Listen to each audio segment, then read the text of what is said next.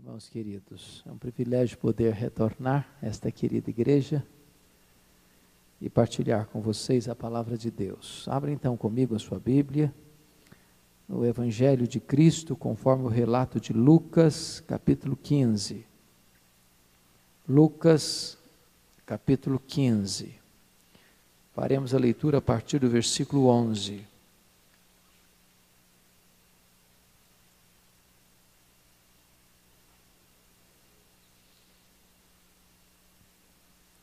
A parábola do filho pródigo. Continuou Jesus: certo homem tinha 2 filhos. O mais moço deles disse ao pai: Pai, dá-me a parte dos bens que me cabe. E ele lhes repartiu os haveres. Passados não muitos dias, o filho mais moço, ajuntando tudo o que era seu, partiu para uma terra distante, e lá dissipou todos os seus bens, vivendo dissolutamente.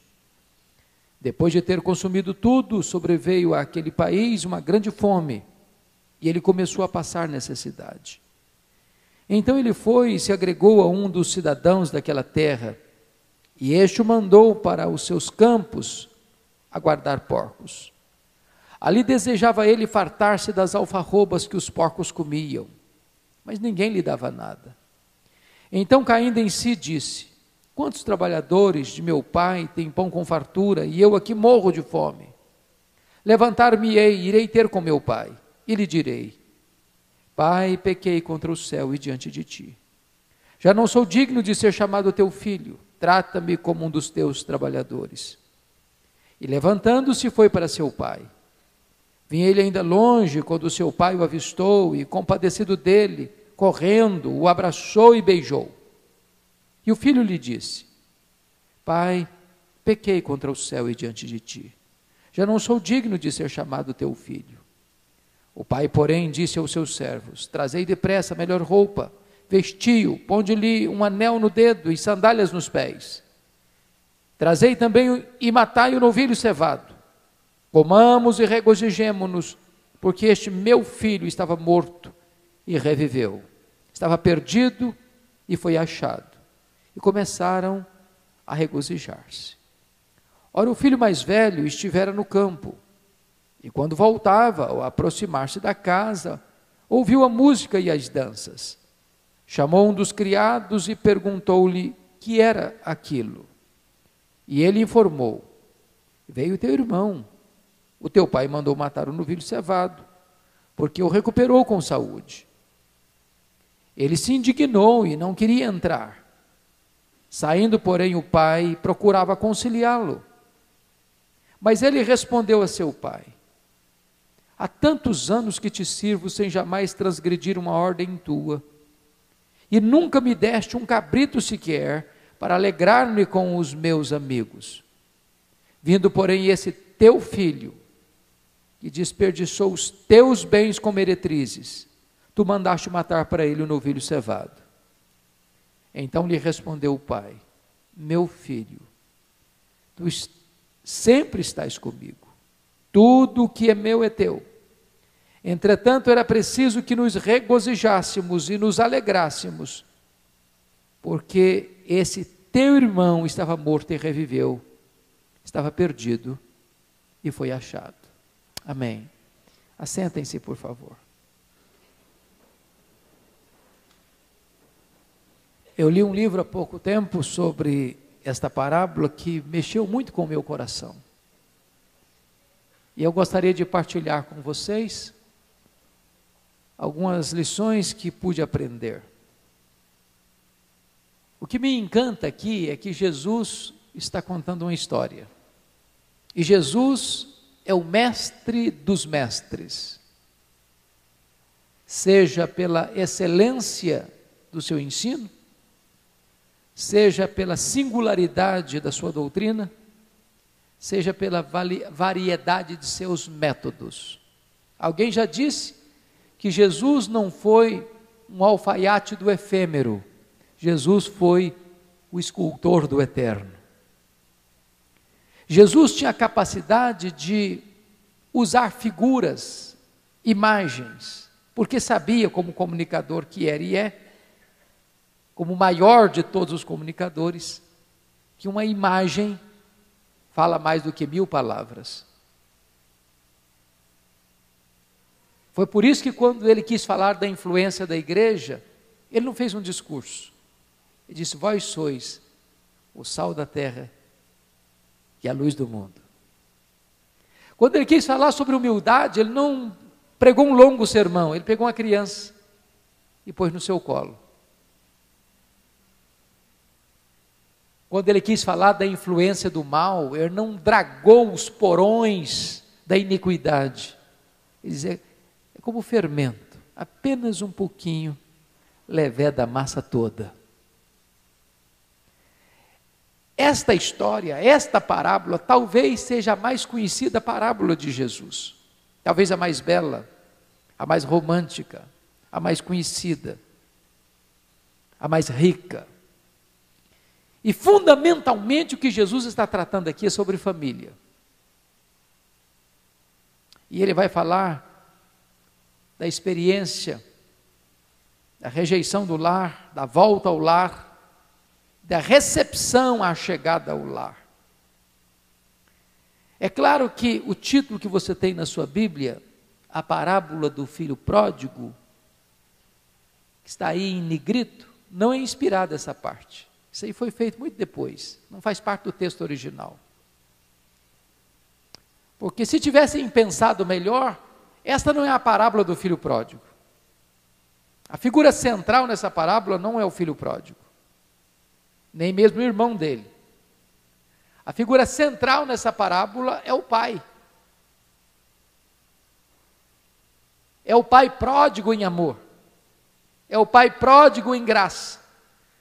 É o pai pródigo em perdão. Esses 2 filhos somos nós.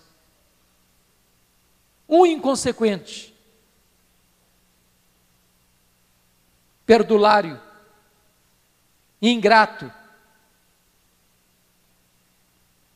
que a despeito de ter tudo não valoriza o que tem. A despeito de ter o melhor, joga fora o melhor para experimentar uma aventura do desconhecido. Nós somos esse filho mais novo. Esse filho mais novo está debaixo da nossa pele. O sangue dele corre em nossas veias. O DNA dele é o nosso DNA. Mas nós somos também o filho mais velho. O filho que proclama sua própria justiça, o filho que acha que tem merecimentos, o filho que está dentro de casa, mas desprovido de compaixão, o filho que tem comunhão com o pai, mas não usufrui a intimidade do pai e vive como empregado dentro de casa sendo o herdeiro. Nós hoje queremos aprender um pouquinho com essas 3 personagens da parábola. Aprender com o pai, aprender com o pródigo e aprender com o seu irmão mais velho. Vamos então, com a sua Bíblia aberta comigo, ver o que nós poderíamos aprender com a figura do pai. Disse que é a figura central, porque se você grifar na sua Bíblia, todas as vezes que aparece a palavra pai nessa parábola, você vai repetir isso 12 vezes. Se a gente tivesse escrevendo um texto para uma professora corrigir, e repetíssemos a palavra pai, pai, pai, pai, pai, pai, pai, pai, pai, talvez ela botasse vermelho, vermelho, vermelho, vermelho. Você não está sabendo fazer nem redação. Mas quem contou essa parábola repetindo pai 12 vezes, num texto bem curtinho, foi o próprio Senhor Jesus. Isso não é por acaso. Ele quer nos ensinar algumas coisas. Fundamentalmente, a família está aqui no palco. E a família é um lugar de encontros e desencontros, de alegrias e de lágrimas, de ganhos e de perdas. O que é que nós poderíamos aprender então? Se você tem papel e caneta, e quiser anotar, fique à vontade. Mas se não tiver, aguça os seus ouvidos, não tem problema. É que eu aprendi que o papel mais amarelo e a tinta mais fraca é mais fiel do que a memória mais prodigiosa. Mas tudo bem. Então vamos lá. Primeira coisa que eu gostaria de ressaltar é que nem tudo na família sai como nós planejamos. Vocês que são casados aqui, vocês que já foram casados, vocês que ainda não se casaram, vocês que são pais ou vocês que são avós, sabem do que estou falando. Nem tudo na família sai como nós planejamos. A gente planeja uma coisa e às vezes acontece outra coisa. Nós não temos a família que gostaríamos de ter, nós temos a família que temos, com seus defeitos, com seus problemas, com as suas lutas. Pense comigo isso, que pai, que mãe planeja ter um filho rebelde? Que pai e que mãe investe na vida de um filho para ele ser um ingrato? Que pai e que mãe espera que um dia o filho chegue para ele ou para eles dizendo o seguinte: olha, eu não me importo com a sua vida, não importo com o seu futuro, não importo com os seus sentimentos, eu quero o meu e quero agora.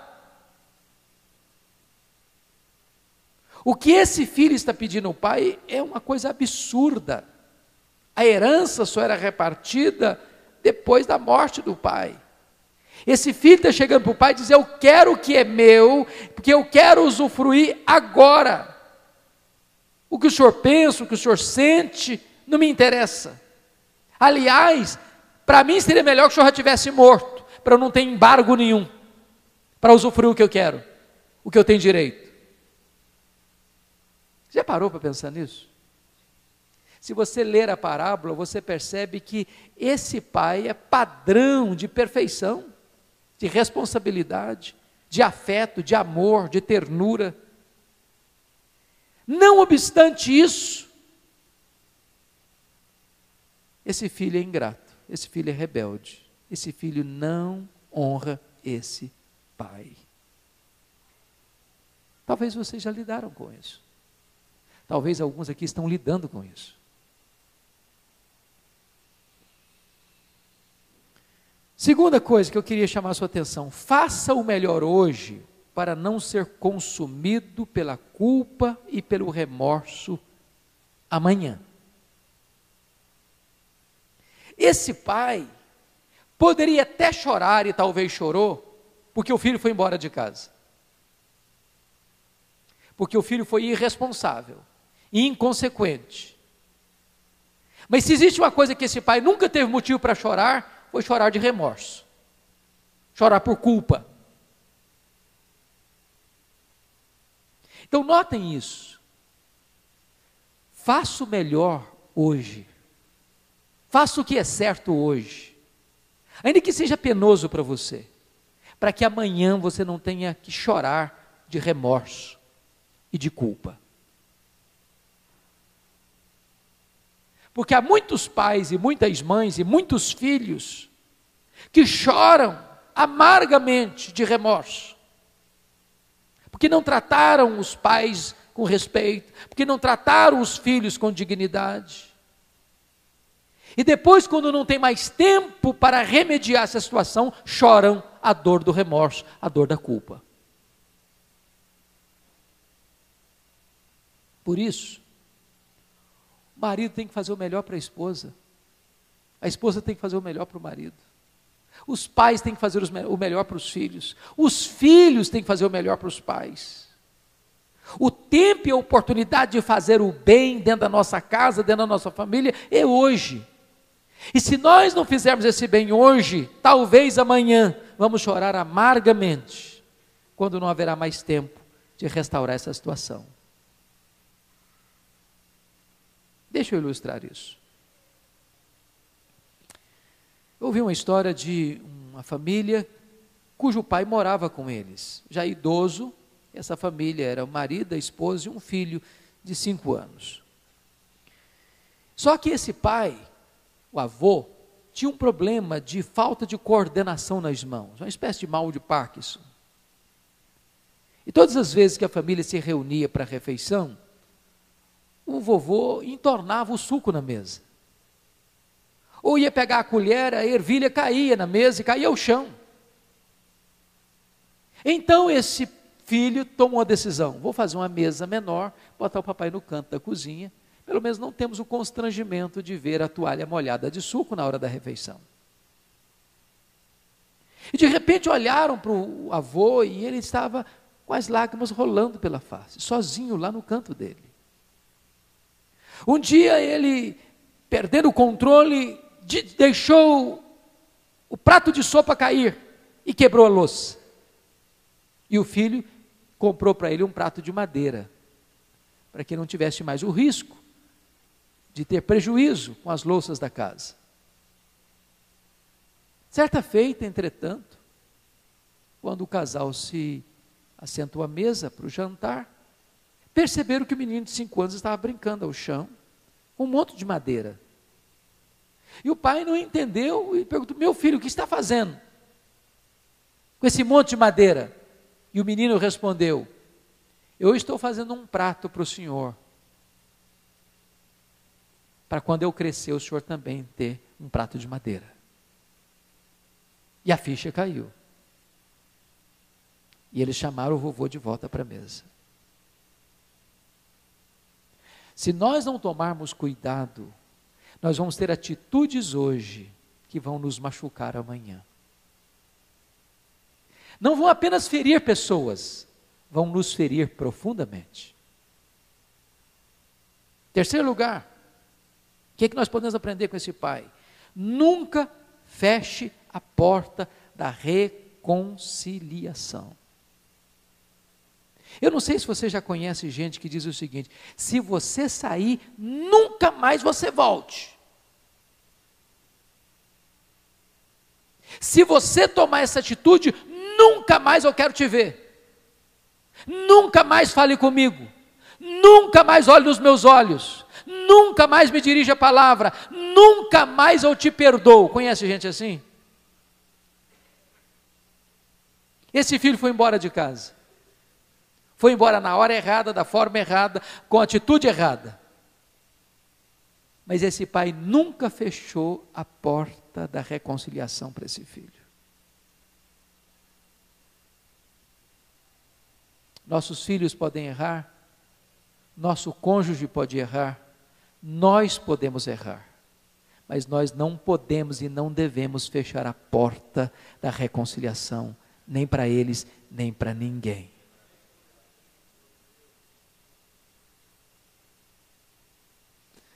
Eu escutei uma história há um tempo que marcou muito a minha vida.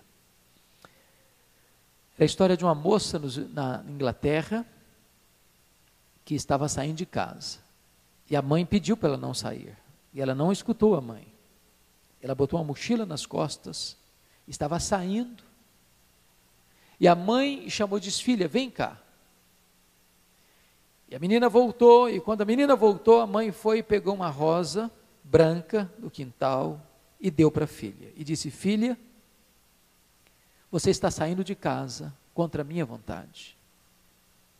Eu sei que você vai caminhar por encruzilhadas, por abismos, atravessar pântanos, passar por desertos secos. Você vai chegar a situações amargas na vida, a ponto de querer desistir da própria vida. Mas saiba de uma coisa: todas as vezes que você ver uma rosa branca, lembre-se que a sua mãe está orando por você, com a porta aberta para receber você, e com muita alegria para lhe dar um abraço de reconciliação. A menina foi embora. Pelos caminhos e descaminhos da vida, ela andou. Chegou um dia que aquela moça tomou a decisão de se matar, sobre uma das pontes do rio Tâmisa, em Londres. Quando passa por ela um pregador, a cumprimenta, e ela não responde. E depois de dar uns passos adiante, esse pregador voltou, porque por um impulso, ele resolveu presentear essa moça. e tinha acabado de ganhar um botão de rosa branco, que colocaram na lapela do seu paletó. E ele se aproximou da menina e disse: filha, eu não sei quem é você, eu não sei o que você está vivendo, mas eu quero lhe dar um presente, eu quero lhe dar esse botão de rosa branco. E disse mais: eu estou pregando na igreja, logo aqui na frente, você é a minha convidada. Quando aquela menina pegou o botão de rosa, um calafrio na sua alma, ela lembrou-se da sua mãe, lembrou-se das palavras da sua mãe, que ela estava orando por ela, e aguardando a volta dela para casa. Quando o pregador começou o sermão, viu a menina entrando e sentando-se no último banco. Quando ele fez o apelo, ela foi a primeira pessoa a ir à frente, se entregou a Cristo. Naquele mesmo dia, aquela menina voltou para a casa da mãe, salva, perdoada, liberta. Porque lá atrás, uma mãe disse para ela: a porta da reconciliação vai ficar aberta. O que é que nós podemos aprender com esse pai? Mantenha sempre a esperança de que seu lar vai ser restaurado. Eu não sei se você já parou para perceber que quando o filho chegou de supetão, tinha roupa nova, tinha anel, tinha sandália nova, tinha um bezerro cevado que era preparado para uma ocasião especial. O que isso significa? Significa que aquele pai fazia provisão para a restauração do seu filho. Havia uma expectativa no coração dele. É por isso que quando o filho surge na estrada, não é o filho que vê o pai, é o pai quem vê o filho.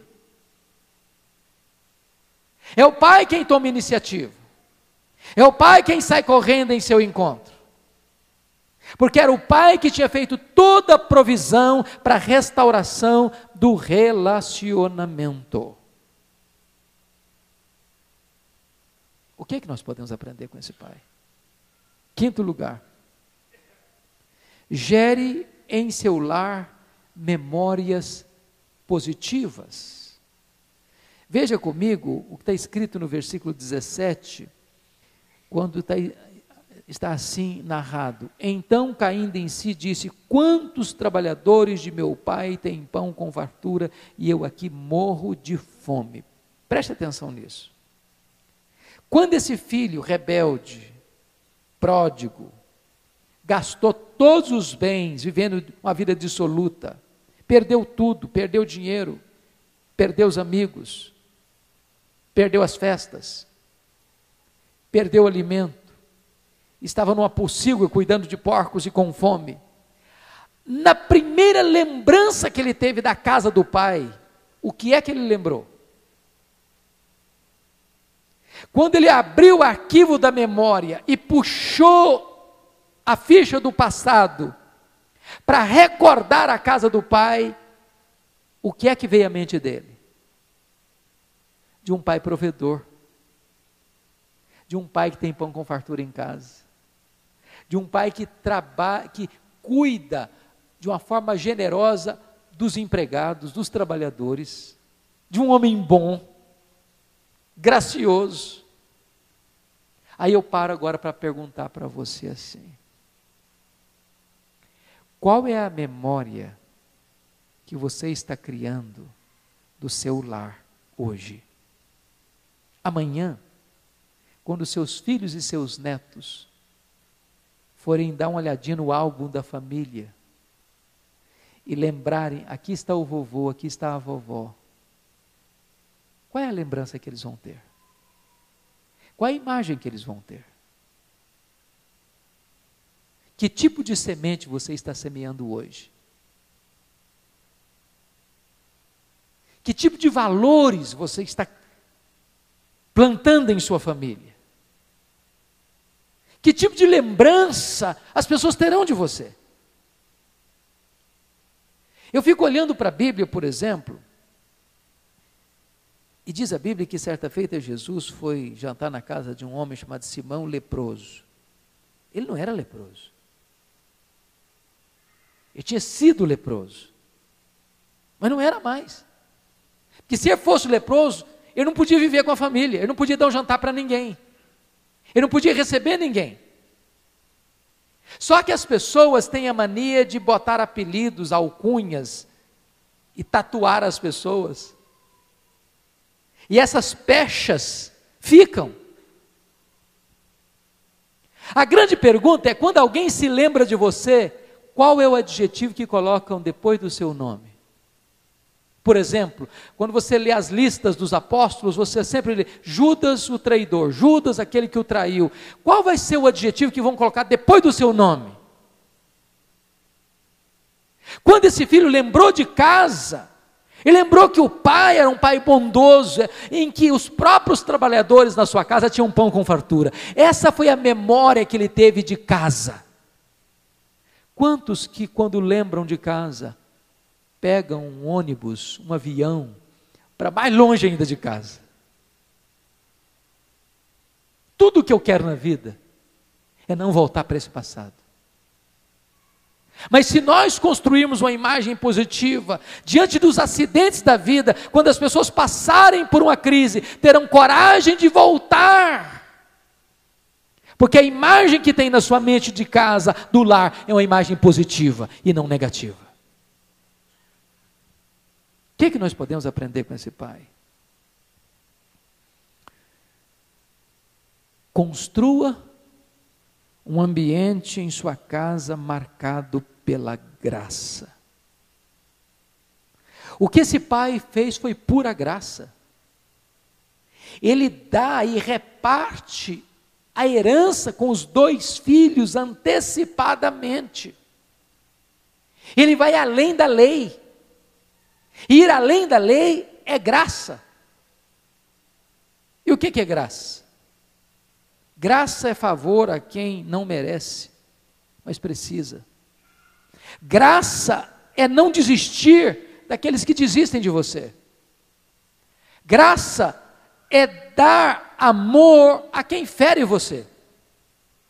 Graça é ser grato para quem vira as costas para você.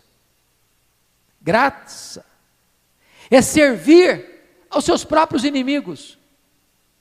Graça é abençoar aqueles que amaldiçoam você.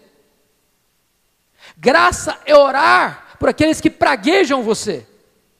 Graça é vencer o mal com golpes de bondade. Esse pai foi gracioso. Notem vocês que ele reparte os bens antecipadamente, e quando o filho volta para casa, sujo, maltrapilho, depois de desperdiçar todos os bens vivendo dissolutamente, o pai não joga no rosto dele. Não falei?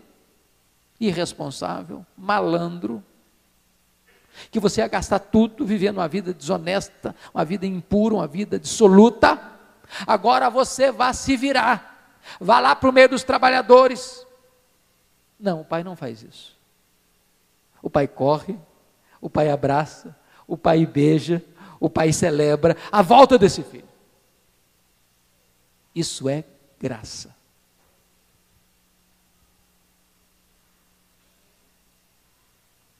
O que eu acho interessante é que o filho ensaiou um discurso para apresentar ao pai. Levantar-me-ei, irei ter com meu pai, e lhe direi: Pai, pequei contra o céu e diante de ti. Já não sou digno de ser chamado teu filho. Trate-me apenas como nos teus trabalhadores. E ele vai ensaiando o discurso para não esquecer nenhuma palavra durante o caminho. E quando ele chega lá e começa o seu discurso: Pai, pequei contra o céu e diante de ti. Já não sou digno, pai. Deixa de escutar o filho, se chama, se dirige aos seus servos, diz: trazei depressa a melhor roupa, vestiu, põe-lhe um anel no dedo, põe sandália nos pés, vá lá, pega o cevado e mate, e vamos fazer um churrasco, vamos fazer uma festa, porque este meu filho estava perdido e foi achado, e estava morto e reviveu.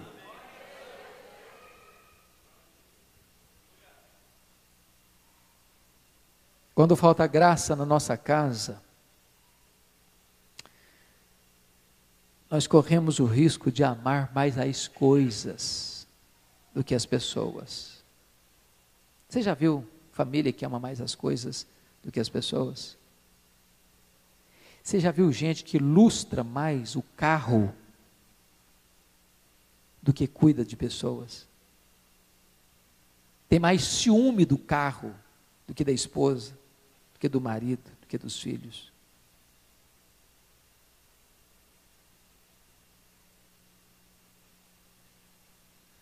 Eu li uma história chocante de um casal que comprou o carro dos sonhos.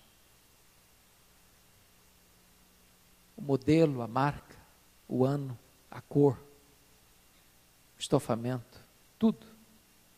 Estacionou o carro na garagem com muito orgulho, com muito entusiasmo. Menino de 5 anos, filho do casal, ao ver aquela belezura toda na garagem, teve uma outra ideia. Diz, que legal, achei um bom lugar para fazer meus desenhos. Pegou um prego e começou a desenhar no capô, na porta, aquela tinta bem esmaltada, gostosa, macia, sedosa, e ele foi riscando, e foi desenhando. Quando os pais viram a cena, ficaram possessos de raiva. Você conhece gente que fica possessa de raiva? Conhece? Gente que fica destemperada emocionalmente? O casal pegou o menino. A mulher segurava e o pai batia. E batia na mão do guri, e batia. O menino chorava, gritava, esperneava, e batia, vai sangrando, e eles estão batendo. Estavam possessos, tomados. Quando perceberam, eles já tinham machucado muito o menino. As mãos estavam deformadas. Correram com o menino para o hospital. Os médicos não deram mais jeito. Tiveram que amputar ambas as mãos.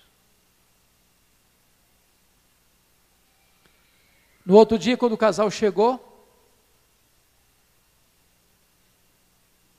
o menininho levanta os 2 cotocos de braço e disse, papai, mamãe, eu nunca mais vou arriscar o carro de vocês.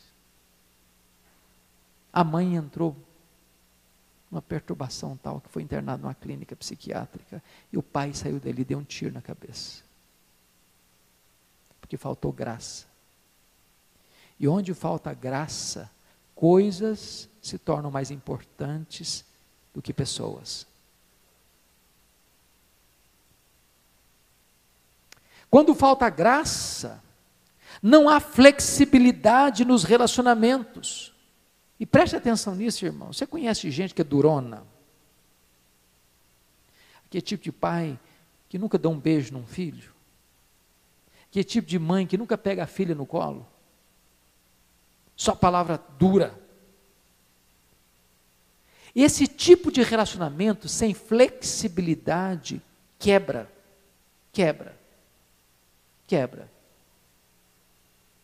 Você sabia que as árvores que se arrebentam na tempestade não são as árvores finas, que emborcam, que se dobram e que beijam o chão?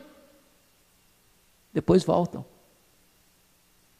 Mas as árvores parrudas, que resistem ao vendaval, se racham, se quebram e caem. Eu estive este ano, mais uma vez, lá em Chicago, visitando o Sea Towers, que é hoje o maior prédio mais alto dos Estados Unidos. 110 andares, 443 metros de altitude. Lá em cima, no topo, balança. E sabe por que balança, dizem os engenheiros? Balança para não cair.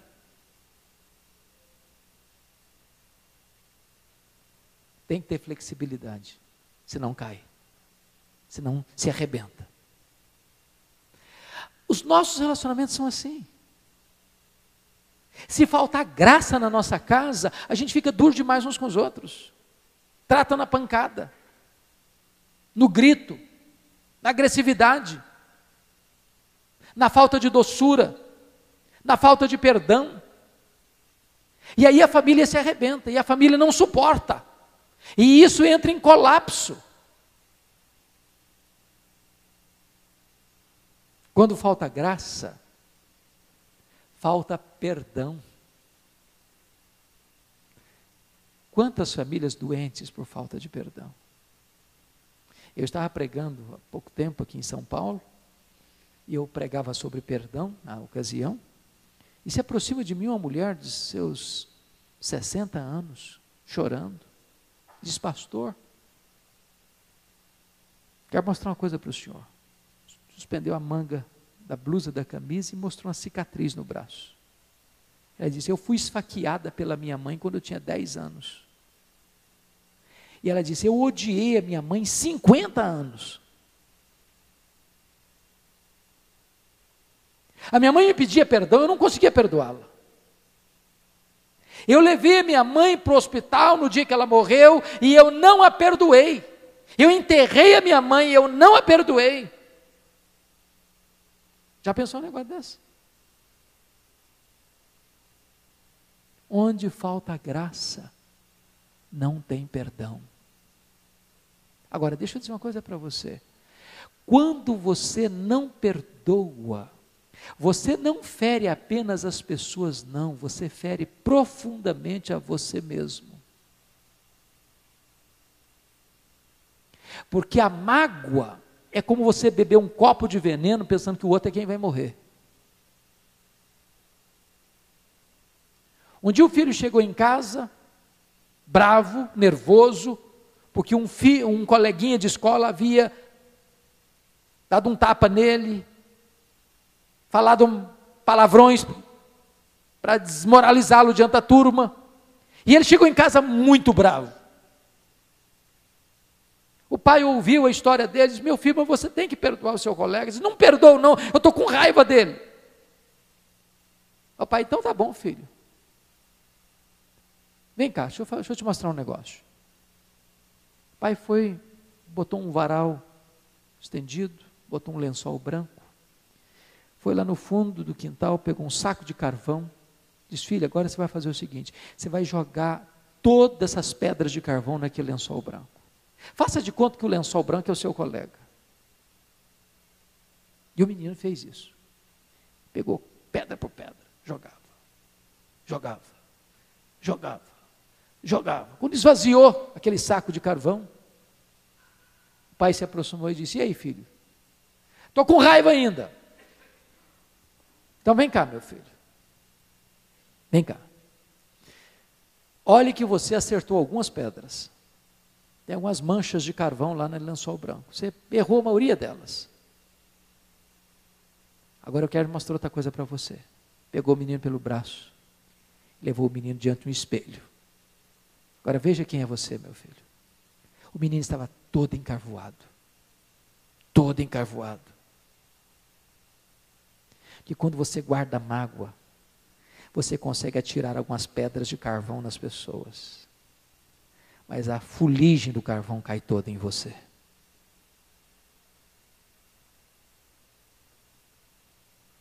Se não tiver graça, a nossa casa fica cheia de fuligem, de mágoa. Vamos, em segundo lugar, olhar o que nós podemos aprender com os erros do pródigo. Porque o pródigo só dá para aprender com ele pelos erros dele, não é verdade? Dizem que o sábio é aquele que aprende com os erros dos outros,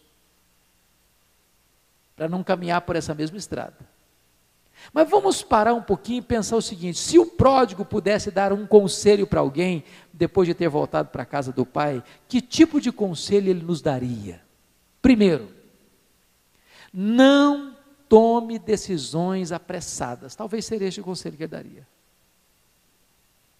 Ele cometeu um grande erro, saiu de casa precipitadamente, tomou uma atitude errada com o pai, tomou uma atitude errada para o lugar que foi, tomou uma atitude errada com as amizades com que se envolveu, tomou uma atitude errada com o tipo de prática com que se envolveu, com prostituição, com a vida dissoluta. Tudo por quê? Porque agiu precipitadamente, não buscou conselho, não pediu ajuda, não orou, apenas agiu no impulso da vontade. Quantas coisas acontecem dentro da nossa casa, irmãos, que não precisavam acontecer? Quantos divórcios acontecem que não precisavam ter acontecido? Quantas pessoas machucadas, marido machuca a esposa machuca o marido, porque agem por impulso, agem precipitadamente. Segundo, que conselho lhe daria? Não faça a coisa certa da forma errada. O que é a coisa certa? A coisa certa é sair de casa. Eu acho que qualquer pai, qualquer mãe que está aqui hoje, tem muita alegria em ter os seus filhos junto da família, não é verdade? É uma bênção. Agora pense comigo. Pense comigo. Se o filho está com 30 anos, e da mamãe está fazendo o pratinho dele. É uma coisa estranha, não? O cara está com 40 anos, a cabeça está ficando branca. E a mamãe está lá bajulando, coitadinho, mimando. Não está errado? Nós não criamos filhos para nós mesmos. Diz a Bíblia que os filhos são como flechas nas mãos de um guerreiro. E um guerreiro carrega a flecha, não é para ficar carregando toda a vida, não. Ele pega essa flecha, é para lançá-la. E lançá-la no alvo certo. Então tem hora certa dos filhos saírem de casa. E se não saem, aí geram preocupação. Qual é a hora certa de sair de casa? A hora do casamento. Agora, esse filho saiu de casa, que é a coisa certa, mas na hora errada, da forma errada, com a motivação errada. Então faça a coisa certa, mas da forma certa, com a motivação certa.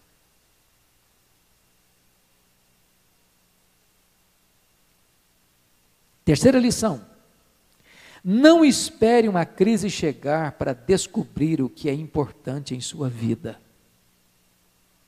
O que é interessante é que esse pródigo só foi lembrar da casa do pai e pensar: na casa de meu pai tem pão com fartura, os trabalhadores lá não passam fome, quando ele estava no fundo do poço. Por que ele não pensou isso antes de sair de casa? Por que ele não pensou isso antes de ir para um país distante? Por que ele não pensou isso antes de se envolver com amigos de taberna? Por que ele não pensou isso antes de viver numa vida de dissolução e imoralidade? Em outras palavras, não espere uma crise chegar para você enxergar o valor da sua família. Há um ditado popular que diz que as pessoas só valorizam depois que perdem. Às vezes não valoriza o marido, não valoriza a esposa. Aí depois que perde, fica chorando. Valorize. Dê valor ao marido que você tem, dê valor à esposa que você tem, dê valor aos filhos que você tem, dê valor aos pais que você tem, dê valor à igreja que você tem, dê valor aos amigos que você tem. Fale isso para eles. Às vezes a gente só fala as coisas depois que já não tem mais jeito. Se existe uma das coisas que me choca na cultura brasileira, são os nossos funerais. É verdade, me choca muito. Há poucos dias eu fui num funeral e eu contei 63 coroas de flores. Precisou de contratar um caminhão só para levar as flores. E eu fiquei pensando: meu Deus, o coitado do defunto não consegue cheirar nem um botão de rosas mais. Para que tanta flor?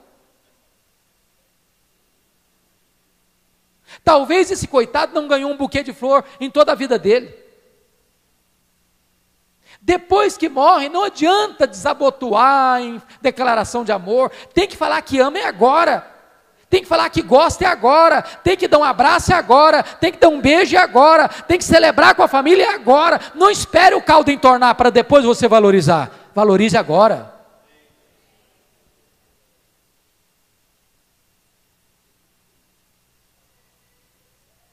Última lição que nós aprendemos com o pródigo: Não hesite em voltar para casa, mesmo que você tenha feito tudo errado até aqui.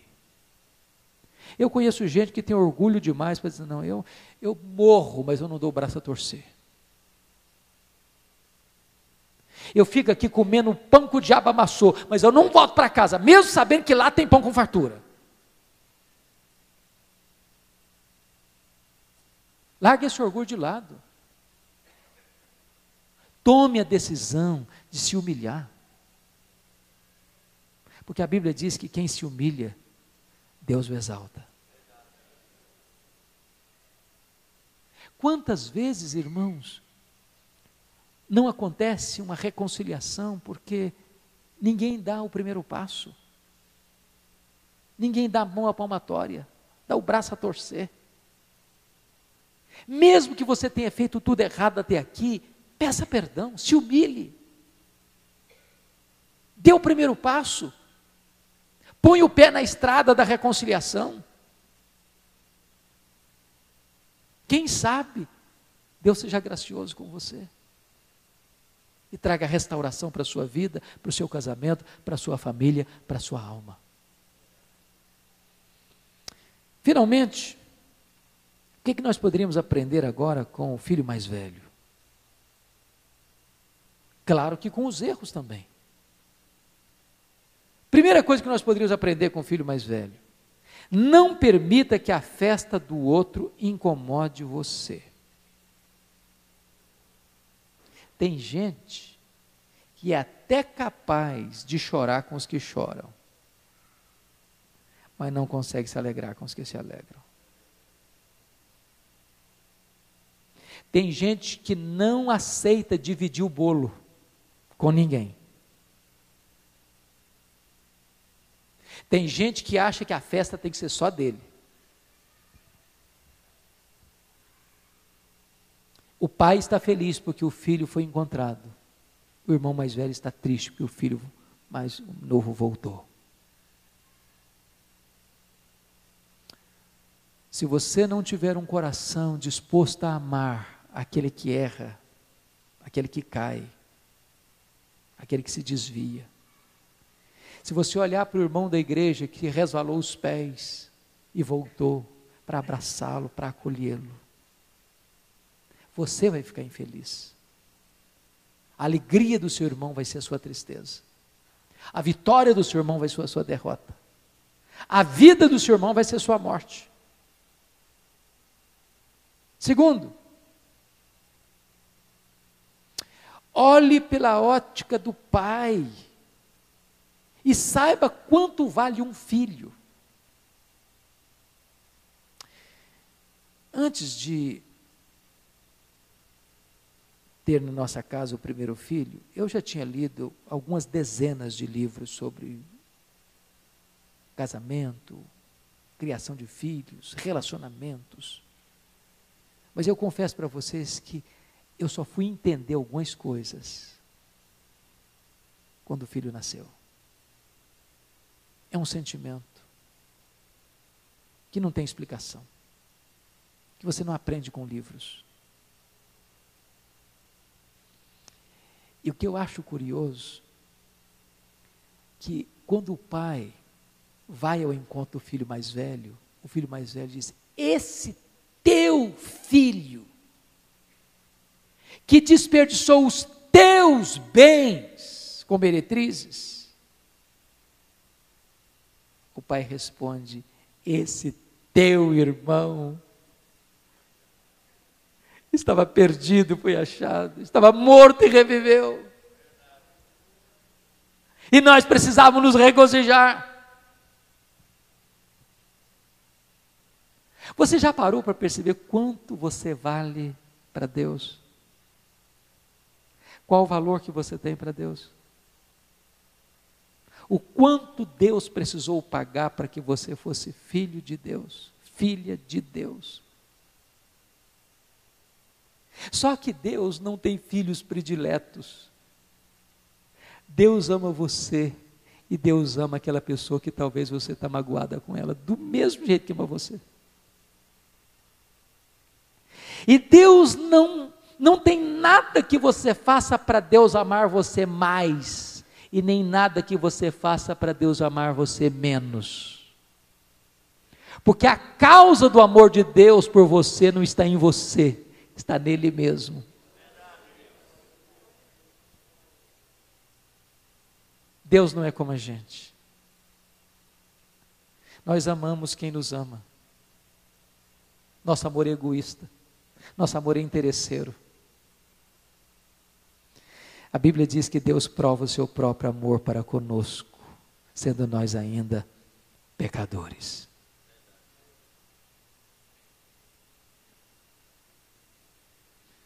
Terceira lição: pare de se sentir um empregado.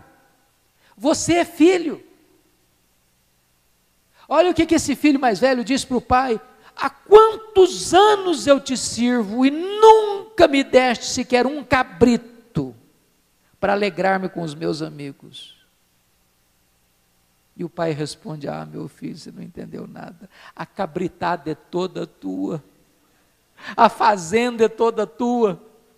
Tudo que eu tenho é teu. Tu estás vivendo como um empregado miserável, quando tu és filho e herdeiro de tudo que eu tenho. Ah, queridos, quantas vezes nós vivemos uma vida miseravelmente pobre, quando nós já somos abençoados com toda a sorte de bênção espiritual em Cristo Jesus, nas regiões celestes.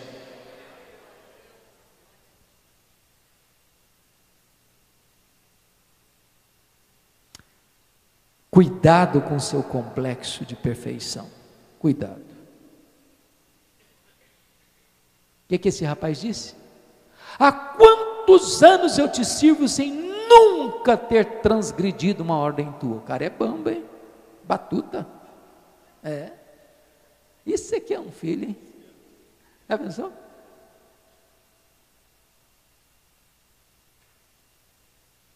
Às vezes a gente tem essa mania, sabia? Complexo de perfeição. Olhamos-nos no espelho e damos nota máxima para nós mesmos. Chegamos a ponto de nos aplaudir diante do espelho, para não dizer que fazemos um solo do hino, quão grande és tu diante do espelho.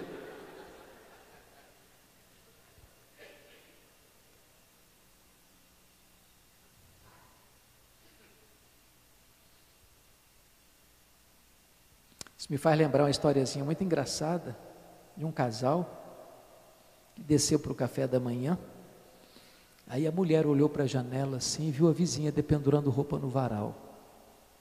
Ela disse para o marido: olha lá, nossa vizinha, relaxada, sabe nem lavar roupa, roupa está toda suja.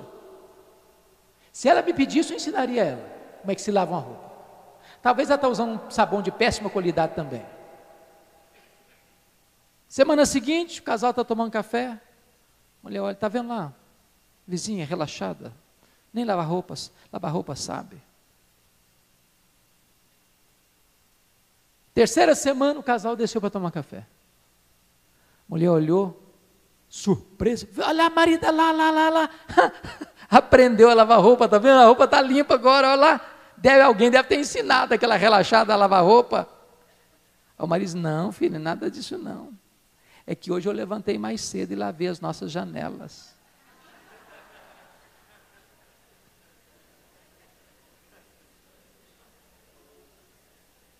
Todos nós olhamos a vida por uma janela.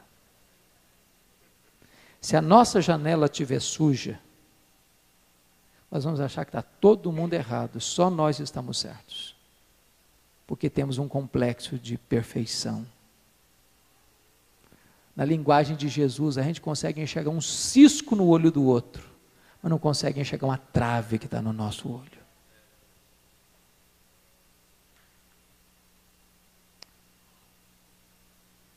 Poucos dias eu estava lendo a revista Veja, e tem uma colunista da Veja chamada Lia Luft. Ela disse que os nossos lares estão precisando não tanto de mais amor, mas de mais humor.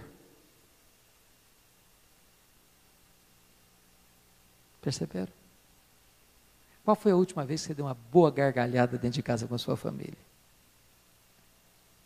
Qual foi a última vez que você fez uma bacia de pipoca e assentou todo mundo para bater papo e dar umas boas gargalhadas? Às vezes nós somos sisudos demais, sabia? Sérios demais, sem graça demais, sem óleo demais, sem humor.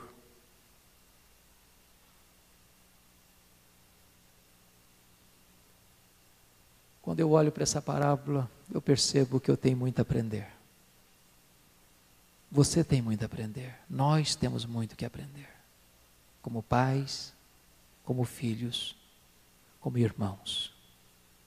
Que Deus nos ajude a colocar essas lições em prática em nossa vida. Amém.